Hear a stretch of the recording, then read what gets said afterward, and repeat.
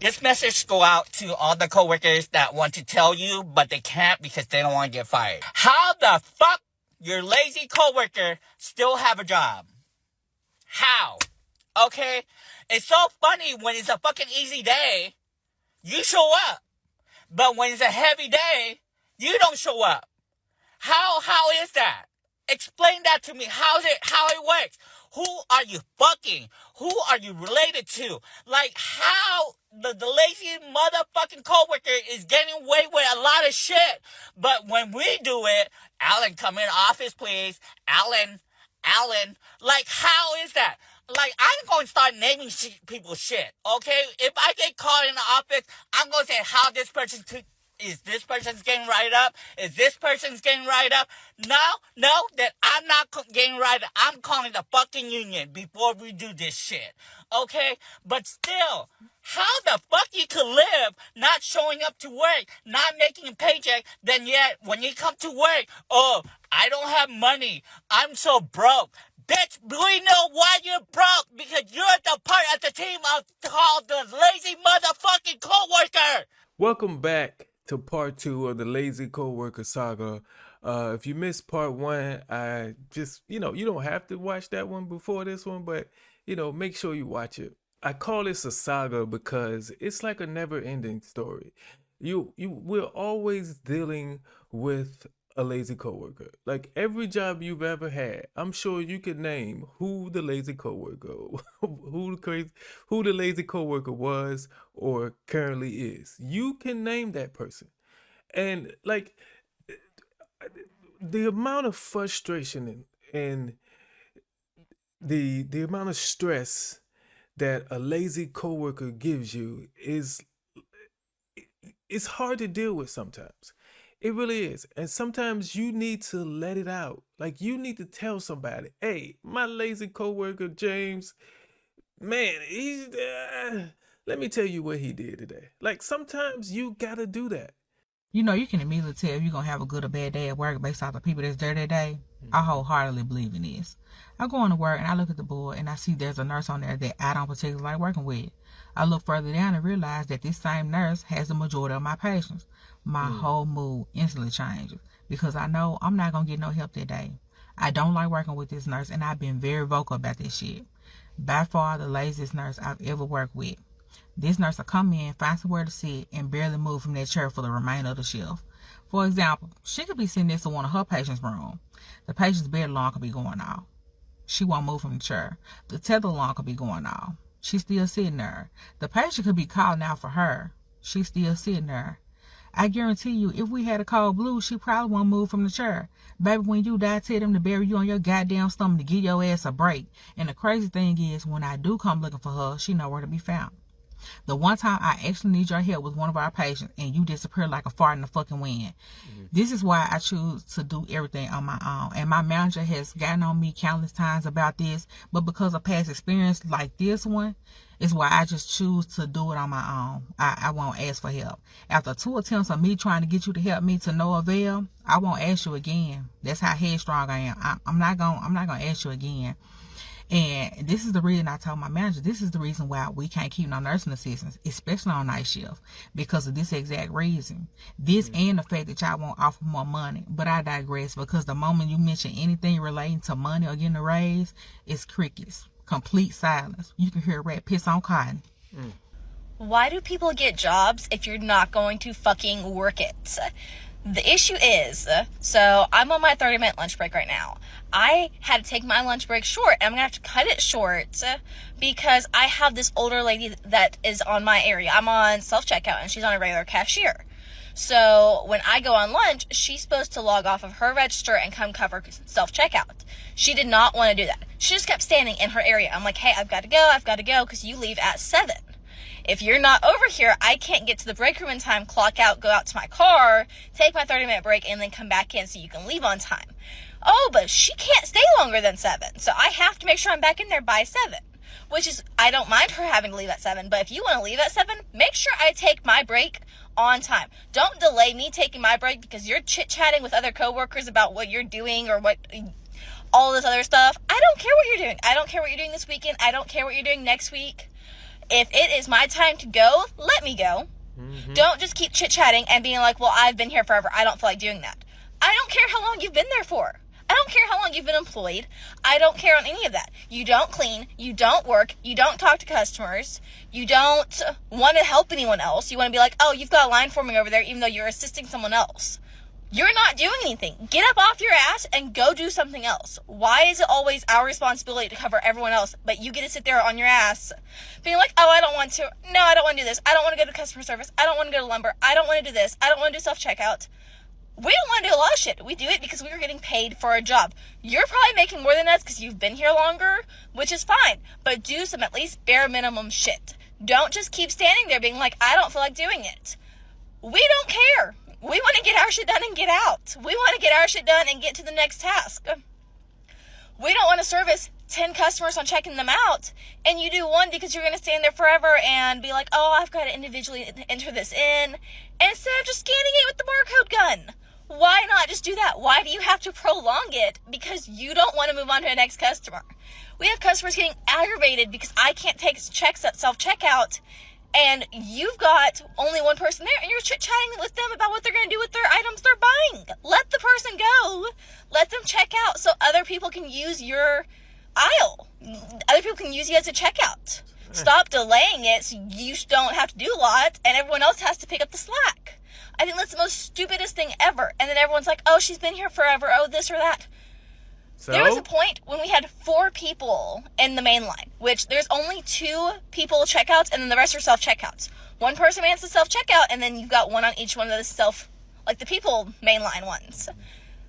We did not need her for the 4th. She just wanted to stand there and chit-chat. She didn't want to go clean the break room. She didn't want to go to the trash. She didn't want to get carts. She didn't want to put the carts over where they needed to go, return any of the items that we had to return. She just wanted to stand there and talk. And everyone's like, well, she's been here forever, blah, blah, blah. I don't care how long she's been there. Make her fucking do her job. We have to do our job. Why can't she? I know Gen Z gets a bad rap, and some people say they're lazy, they quit too easily. And that may be true for some of them, but not all of them are. But let me tell you something.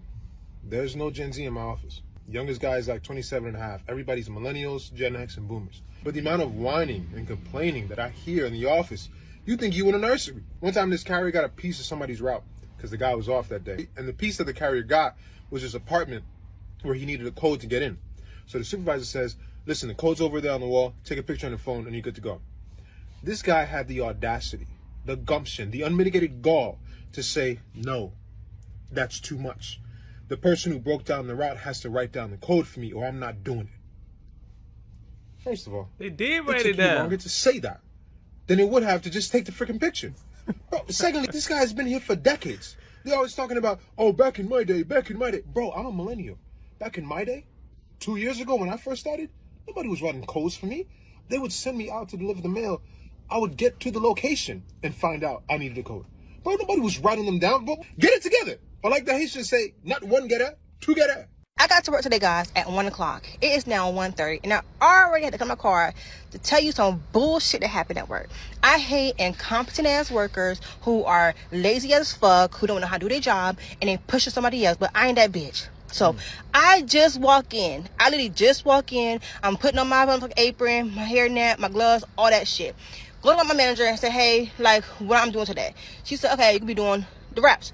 I'm getting my area set up, and one of the girls, she over there at the hot bar helping the customer, and the customer basically trying to ask her how much is it for a 6-piece with 1 side and a 6-piece with 2 sides.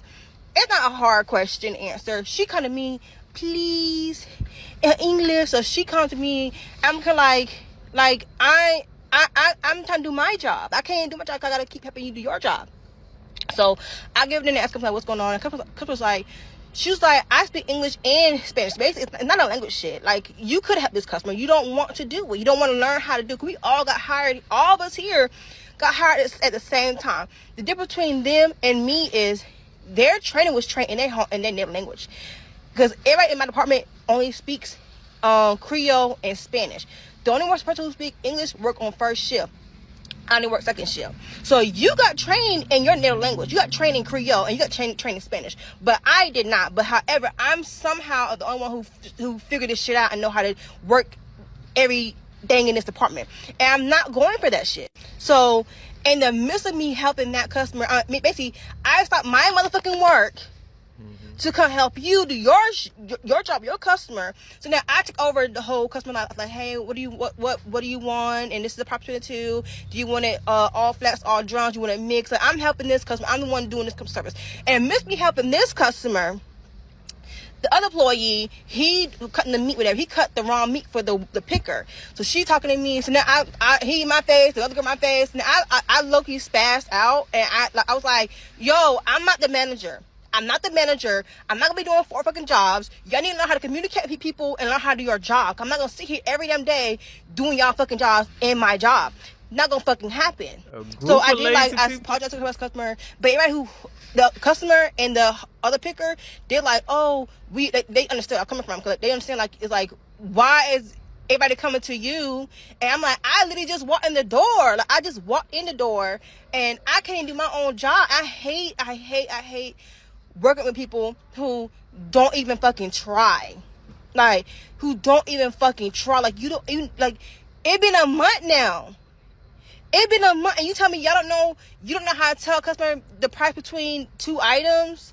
You don't know how to cut the meat right, or and put the wrong sticker on that shit. Like, you don't know that shit. And y'all learned this shit in y'all native language. I did not.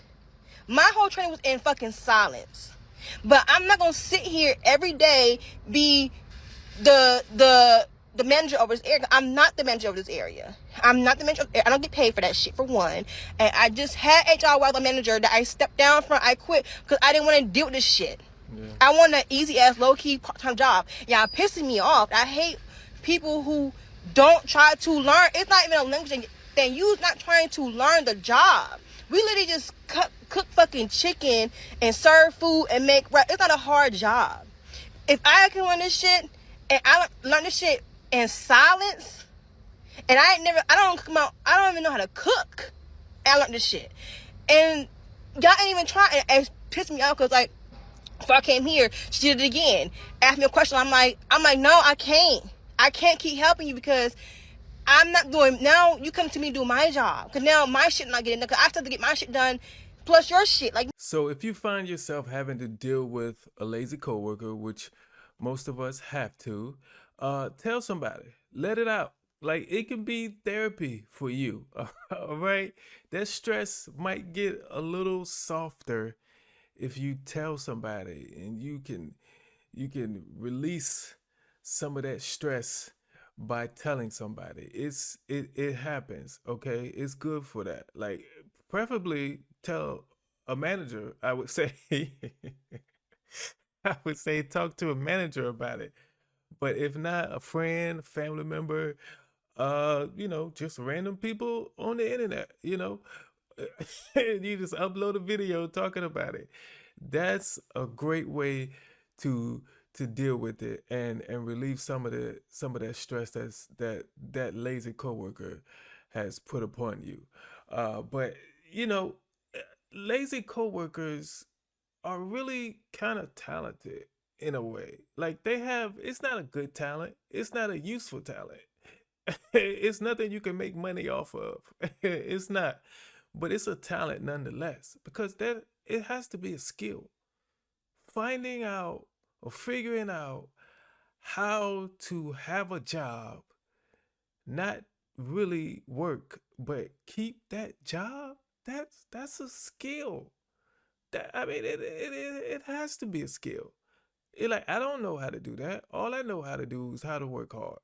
When I have a job, how to work hard. That's all I do, When I worked around other people, coworkers, people used to tell me, like, hey, why are you working so hard? Like, what's going on? Like, because I don't like just being at work on the clock, sitting there doing nothing. I hate that. Sometimes it happens where I get to the point where, man, there's nothing else to do here. But I hate it. I hate it. I think the skill that lazy coworkers have needs to be talked about. I hate to break it to you, but other than being lazy, there's another thing that lazy coworkers are good at. They know how to play the corporate game of being seen. Because they're not really doing anything or contributing to the team in any other meaningful way, they have time to walk through the office and ensure that the key players and upper management sees them. They have conversations, they build relationships, which essentially helps them build their influence. Unfortunately, regardless of if they are working or not, walking around and being seen gives the impression that they are working. And they use their impressions and the influence they've built to keep a low profile when it comes to doing work, but keep a high profile when it comes to being social. Sound familiar? It almost sounds like what? A personality hire. Personality hiring is never a great practice. However, personality hires are people who are essentially on the team for their personality and their vibe and their energy, their emotional intelligence, rather than their technical skills. And personality hires are said to help with morale, to help with culture in the workplace.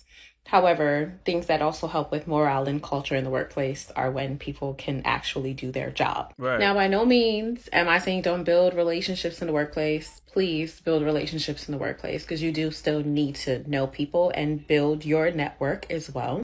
But get your job done as well. Everybody has a lazy coworker, but they're not always easy to spot. Here are 3 signs that your coworker is lazy. The first type of coworker is the friendly ghost. This person is clever at finding ways not to do their work and always getting someone else to do it for them. If it's unilateral project work, they always say they don't understand something about it and they need help and guidance. And then they'll bring someone in and that person will show them by actually doing the project for them while they sit back and watch. And before you know it, the coworker has done the project for them and it's just time to submit it. The second type of lazy coworker is the collaborator. These people are big on team and they always want to collaborate on group projects. Why is that? Because the group project is usually broken into pieces and people pretty much volunteer for what they want to do. They're going to take the smallest piece. They're never going to take the lead. See, it gives the optics that they are a team player. They are enthusiastic and they'll jump in and they're ready to work anytime when nothing can be further from the truth. They have their small part in it and they will complete that very small part while their counterparts have the huge parts and whoever took the lead on a project has a big part. Right. But once the project is complete, they want the credit and they want to make sure their name is written all over it because it makes them look good. And the third type is the vanisher. Everybody's always wondering where they are. They take a million breaks. They come to work late. They want to leave early and they call out a lot. And this type of behavior leads to their coworkers picking up pieces somewhere. An honorable mention, the victim coworker. These coworkers come full of excuses for everything. They got a problem for every solution. And then when called out for their lazy, atrocious behavior, everybody's picking on them. They're the victim. Y'all ever had a coworker who was favoritized and you knew damn well that they did not deserve any of it? It's because they're lazy. It's always those types of employees that be licking those boots, kissing that ass to get their way. They just want to be accommodated. They want to get away with so much because they know that they don't work, while everybody else gets the short end of the stick. And you know what's worse is when you see other employees being unfairly terminated or leaving because they're getting in trouble for things that the favoritized employees are also doing, like calling out, coming late, or breaking policies. It creates an uncomfortable work environment. It's called reverse favoritism and bias. Now, if you have a coworker or manager who favoritizes you because of recognition, that's okay because they can always depend on you for doing everything. They don't have to worry about you and they know that you do your job. And don't get me started on the ones who think that just because they did their job, they're owed something. And your job? So everybody is good at something, but one thing that I learned early on in the workforce is that there are those people who are able to identify what everybody else is good at. And essentially what they will do is leech off of everybody else for their talent so that they don't have to do their own work. It's going to start off slow and they're going to ask you to do a task here, do a task here, there, and they're going to ask you, but before you know it, they're going to give you tasks and projects that you didn't even agree to, and you're going to be looking up confused because you did not sign off on this. and they're going to portray it under the guise of, oh, well, like, this will be a really good opportunity for you, and this will put you on so-and-so's radar, and I'm going to make sure I bring you up XYZ. They are not. They are not going to do that. So what you're going to have to do is set boundaries, start saying no, and tell them you don't have the bandwidth, you have other projects you're focusing on. After the first couple of no's, they'll get the message, and they'll leave you alone. Hint, hint. I mean, it is a skill to have the ability to know the exact moment that the boss or the manager is going to come around and you start looking like you're working 5 seconds before they walk through the door. Like, how did you know that? How did you know that you have to start working right now? How did you know that the manager was on their way? How do you know this information? That has to be a skill. And when the manager comes around, they see that you're working. They see you working and they think you've been working this whole time and you haven't. That's a skill. And you make sure the manager knows. You be like, hey, look at me. Look. Yeah. Like, you get on my nerves. You're getting on everybody's nerves. But somehow you have the skill to get away with this. And like I said, the manager, the boss comes in and they see you working hard. And for some reason, they promote you. They give you the raise. And you're the laziest person here. How? Like, if you took these skills, the energy that it took to develop these skills, if you took that and actually put it into some work, we'd be a happier work environment here. So, man, look, does the manager have some responsibility in this? Like, should the manager know, hey, that person didn't do any work? I mean, even if the manager wasn't there while the job was getting done, should the manager should come to one employee and say, hey, so who did what today? And then go to the next employee. Hey, how did everybody work today? How did everybody get along? What did each individual accomplish? Like, is that the manager's responsibility? Because the manager should know that their two eyes don't see everything that goes on. And it's not asking, who would you like to snitch on? Like, it's not asking that. It's just like, how did your day go? How did you get along with others? Like, ask questions. Because as a manager, more things happen than what you see. So is it a manager's responsibility, or should a manager take some of the blame if they have a lazy employee? As a leader, why would you let your top performers clean up the mess of lazy coworkers? It's like telling your best behaved child that they're being punished because their sibling can't get their shit together. You're rewarding inconsistency and punishing reliability. And whether you realize it or not, your top performers are noticing. They see who's allowed to underperform with no consequences, and they feel the pressure of carrying more than their fair share. Now, can people tolerate an occasional fire drill and a one-off mistake? Absolutely. Your A players don't expect perfection. But when it becomes chronic and the same people keep dropping the ball and there's no accountability, that's when they start to feel resentful. So if somebody isn't meeting the standard, hold them accountable. And if they don't like it, they can be removed, because you'd be foolish to burn out your best people while trying to protect the ones that just don't care. Stop tolerating bad employees. I mean it. Stop it. If you're in charge and your solution to underperformance is dumping the extra weight on your strongest people, you're not leading, you're hiding. Strong teams don't crumble from one weak link. They crumble when the weak link is ignored, excused, or protected at the expense of everyone else. And your best players? They notice.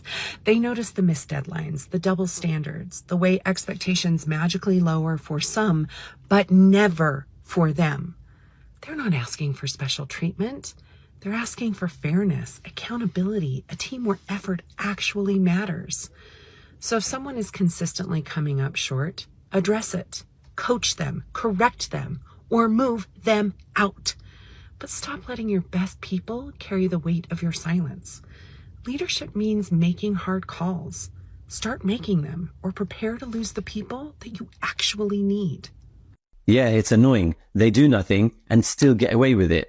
There are reasons, though, that your leader is doing this. Let me tell you 3 of them. So the first reason is that your leader fears confrontation and just avoids it. They just think, you know what, let that lazy coworker be, it'll just be easier. The second reason is that your leader might have a personal relationship with this lazy coworker of yours outside of work. Not necessarily romantically, but any kind of relationship that will lead them to favor that individual. And the final reason your leader probably lets that lazy coworker get away with things is because you're understaffed. You are, right? Well, exactly right. They don't want to lose any more people, and so they just let the lazy employee stick around so that they're not understaffed even more. Answering the question of why do you think lazy, toxic employees last longer and companies are always protected versus the ones that are hardworking. My assumption is that, and based on the comments, is that a lot of it comes down to your manager. I don't know if you guys have heard of pet to threat theory by Dr. Keisha M. Thomas. It was originally created to talk about Black women in corporate America and how when they first come into a company, they're given a lot of praise and mentorship. And then as soon as they start moving up in that company, they go from pet to threat because they become a threat. And all of the things that they were once praised for are now used against them. Also in the book, The 48 Laws of Power, there's a quote that says, never outshine the master. And I think that comes kind of parallel, right?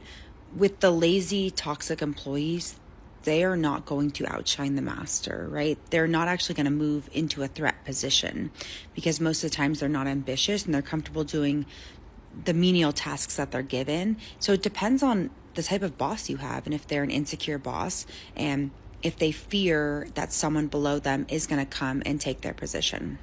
Also, yes, like everyone commented, ass kissing. Obviously that does help, but it does come down to an insecurity level in your boss. When I was in a boss, if someone was not accomplishing their work, regardless of how kind they were to me, I would address the fact that they're not accomplishing their work. Did you ever notice that some people in the workplace, the ones that don't do anything, they cause trouble, they do the minimal amount of work, they don't even show up some days. Did you ever notice how they're rewarded? They're rewarded by being removed from certain projects, by being removed from bigger things that require responsibility. And their reward is they get to stay in their chair and do nothing. And those that pick up the slack, their reward, more stuff put on their plate, and then management wonders why they're so stressed out. And they sit in the chair because management doesn't know what to do with them. Instead of doing what they should do is by showing them the door, they keep them in their chair, and then they give all the responsibility to the nice people that want to do their job and want to go home at the end of the day, but management doesn't show them that they have value. They just say, get the shit done, because this dude has to stay in his chair. So if you're good and you do all your work, you get rewarded with Schmuckley's work, who didn't do the work. So what you have to do is you have to get out, because it will suck away your mental health. You won't feel valued. And quite frankly, you deserve more. So, I'll see you in the new space. Managers will hire 2 people to do the same job where one person does 50% of the work and the other person does 150% of the work. We all remember this same mentality happening in high school where we all came together to do a group project and none of us wanted to let Jerry do anything because if Jerry did something, we'd all fucking fail. We'd get fired because he was shit and he didn't care and he showed up late and he didn't put any time in. We currently have the workplace full of a bunch of people that are one step out of high school. They don't put any effort in and a bunch of lazy employers allow them to act like that in the workplace, which only destroys the culture of the workplace even more. The solution is to fire that manager and the lazy employees. Fire the people that don't want to be there and they don't want to put any effort, and fire anybody that allows that type of effort and work ethic to live in the workplace itself. I think the worst type of manager is a manager who knows who the lazy person is and they do nothing about it. The manager who sits and allows that person to be lazy and dumps extra work on the other employees. Like the guy just said, you deserve to be fired too, because that's disrespectful. It really is. Like, that means you can't do your job properly. You're not good at it. You don't know how to manage this lazy employee. You're not doing your job. All right? You're purposely, on purpose, putting more stress on other employees so this lazy person can be lazy. Like, does that sound like you accomplished your job today, manager? It doesn't, because that is not that is not your job description. Look, at the end of the day, it's about knowing your value in the workplace. Okay? If you have a job that is allowing this person to do less work while you do extra work and they don't care, that means they don't value you at all. They don't respect you at all. They don't care about you at all. Why would you want to be in a work environment where people don't care about you? Now understand, we come to work, we don't have to be friends. Like, we don't have to be friends. You should at least be able to understand when you're putting too much work on me. Extra work that I'm not getting paid extra for. I mean, what type of person sits there and looks at me doing extra work and allows this person to sit right there and do nothing? Does that person actually care about me? They don't. They care more about this lazy person and their feelings than they do you. So they care more about a person who's bringing nothing to the table, adding no value. They care more about them than they do me. Why would I want to work in that environment? So if you find yourself in that environment, speak to the lazy person. If they don't want to start working, speak to the manager. If they don't want to tell this lazy person to start working, then the next people you need to speak to is people who are hiring at another job.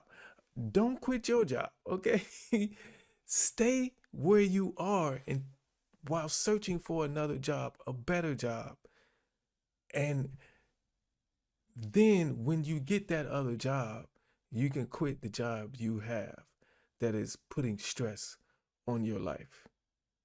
It's about value. It's about what you bring to the table. It's about what you add to the workplace.